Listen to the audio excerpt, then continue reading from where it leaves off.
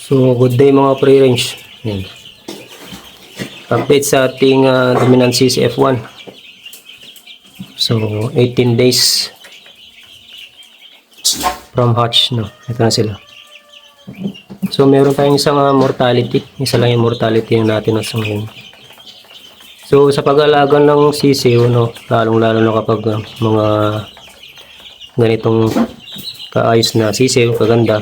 So, bantayan natin yung coccidiosis. So, ito, mapapansin nyo, elevated sila. Yan, plastic matting yung ginawa natin. Yan. So, ito yung natin. Yan. Sa 17 days, naranasan ko yung coccidiosis. Ngayon ay sila. Naggagamot ako ngayon, pang 2 days na ngayon. Kahapon medyo okay na yung ipot nila. Yan. So, 3 days tayo maggagamot ng coccidiosis. Mapapansin yung mga droppings nila ay meron may parang dugo. So, ngayon wala na akong nakikita. Medyo buo-buo na. Saka yung iba ay parang may laway-laway. Ito ngayon ay buo na at saka hindi na masyadong basa. So, dito ko napansin sa unang batch natin na to. Ito yung mga breeders natin na D102 at D109. Yan. Yan ko napansin. Tapos nag-prevent na rin ako dito sa ating F1.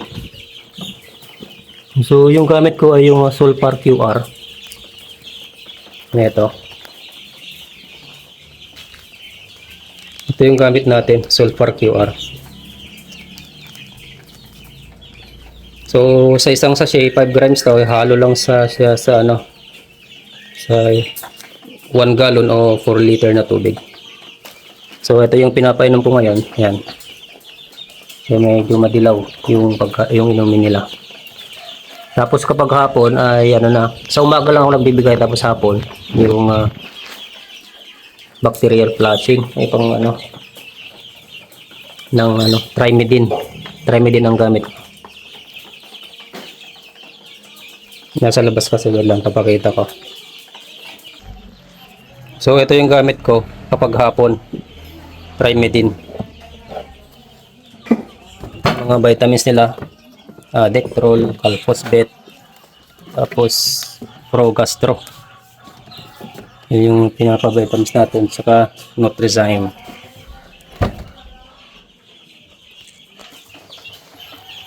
So yun ang natin.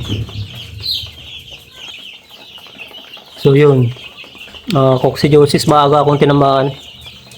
17 days tinamaan na ako. So importante yung lagi yung pag-check yung droppings, lalong-lalo na sa umaga. Pag may nakita kayong mga pula-pula sa ipot nila, gamutin nyo na agad. Yan, para iwasan. Kasi nakakamatay yun, yan. Parasite po yun, parasite. So kaya yung maganda na yung droppings nila. So pasintabi sa mga kumakain dyan. Yan.